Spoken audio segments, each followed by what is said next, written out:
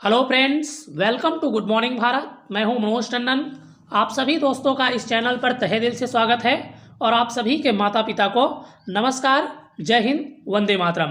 Friends, लेकर के आ गए हैं छत्तीसगढ़ की भूगर्भिक संरचना से संबंधित मोस्ट इम्पॉर्टेंट प्रश्न।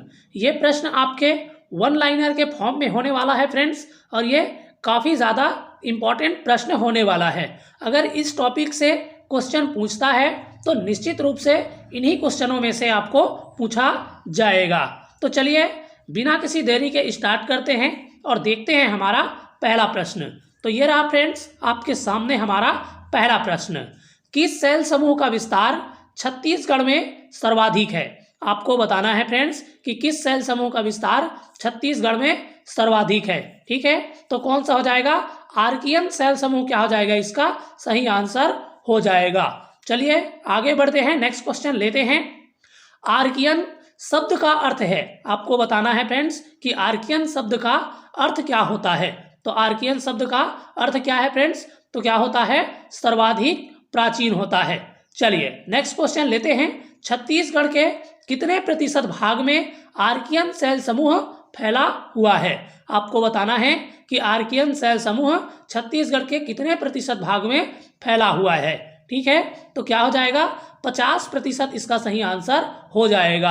आर्कियन सेल समूह पूरे छत्तीसगढ़ में 50% भागों में क्या है? फैला हुआ है। चलिए नेक्स्ट क्वेश्चन लेते हैं। सबसे प्राचीनतम सेल समूह है, आपको बताना है कि सबसे प्राचीनतम सेल समूह कौन सा है। ठीक है, तो आर्कियन सेल समूह क्या हो जाएगा? इसका सही आंसर हो जाएगा। आर्कियन सेल समूह ही क्या है? हमारा सबसे प्राचीनतम सेल समूह है। नेक्स्ट क्वेश्चन लेते हैं। आर्कियन सेल समूह का विस्तार है, आर्कियन सेल समूह का विस्तार कहाँ है आपको बताना है। तो पूरे छत्तीसगढ़ के अंदर क्या है? आपका आर्कियन सेल समूह का विस्तार है। ठीक है, संपूर्ण छत्तीसगढ़ क्या हो जाएगा? इसका सही आंसर हो जाएगा। नेक्स्ट क्वेश्चन है। बैलाडीला की पहाड़ी में किस सेल समूह का विस्तार है? आपको बताना है कि बैलाडीला की जो पहाड़ी है उसमें किस सेल समूह का विस्तार है। ठीक है, तो आर्कियन सेल समूह क्या हो जाएगा? इसका सही आंसर हो जाएगा। नेक्स्ट क्वेश्चन लेते हैं फ्रेंड्स। बस्तर पठार के अधिकांश भाग में किस सेल समूह का विस्तार है? ठीक है, बस्तर पठार के अधिकांश भाग में किस सेल समूह का विस्तार है आपको बताना है। तो कौन सा आंसर सही हो जाएगा? आर्कियन सेल समूह क्या हो जाएगा? इसका सही आंसर हो जाएगा। ठीक है, बस्तर क्षेत्र के पठार में अधिकांश रूप से क्या है? आर्कियन सेल समूह पाए जाते हैं। नेक्स्ट क्वेश्चन है। जीवाश्म रहित सेल समूह है, आपको बताना है कि जीवाश्म रहित सेल समूह कौन सा है।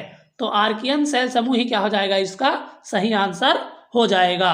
नेक्स्ट क्वेश्चन लेते हैं। सबसे पुरातन सेल समूह से निर्मित है, सबसे पुरातन सेल समूह से निर्मित क्या है आपको बताना है।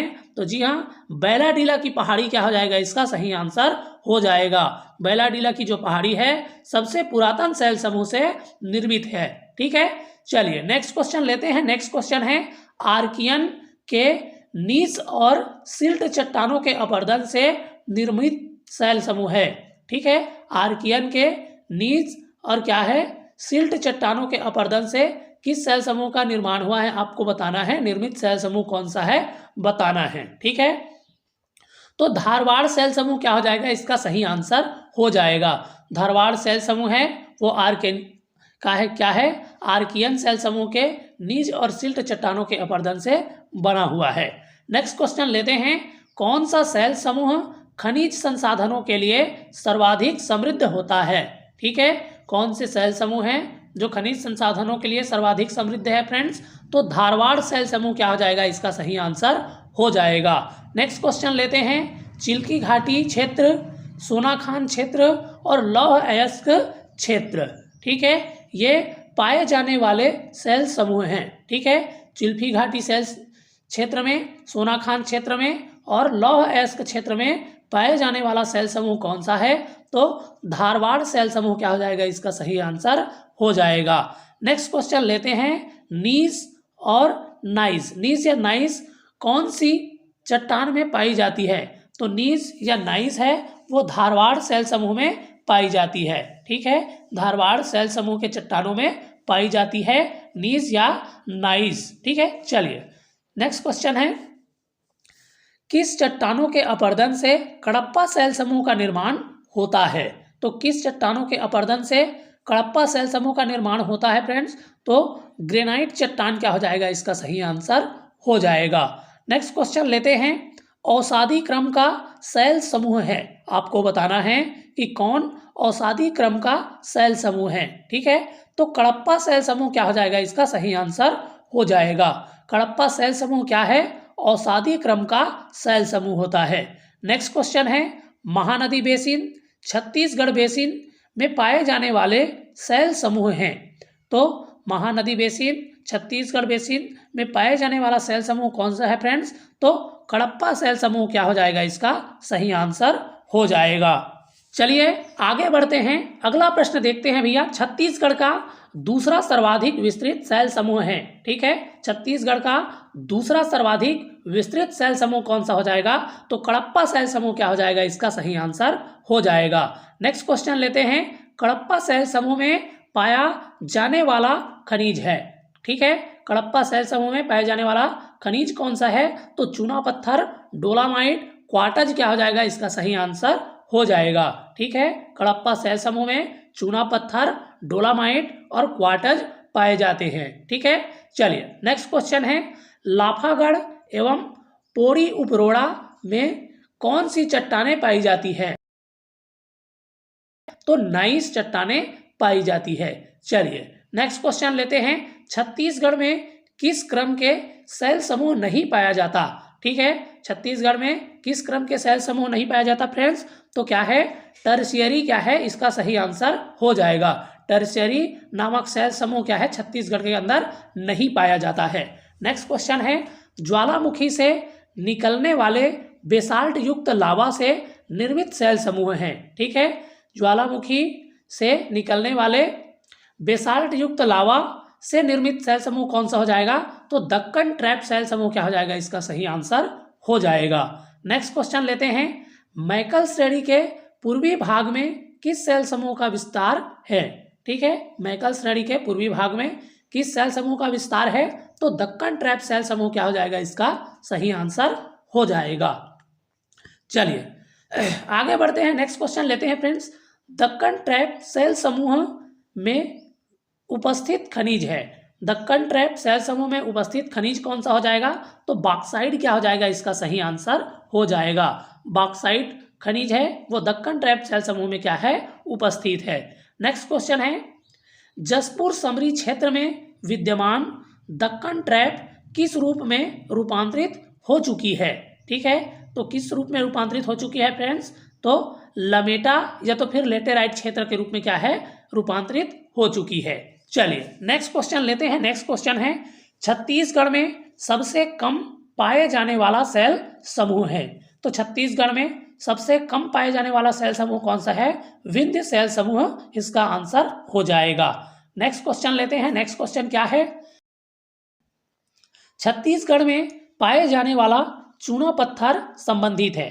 छत्तीसगढ़ में पाए जाने वाला चूना पत्थर किससे संबंधित है फ्रेंड्स? तो निम्न विंध्य शैल समूह से संबंधित है। नेक्स्ट क्वेश्चन लेते हैं, नेक्स्ट क्वेश्चन क्या हो जाएगा, किस शैल समूह में चूना पत्थर एवं बलुआ पत्थर प्रमुख रूप से पाया जाता है?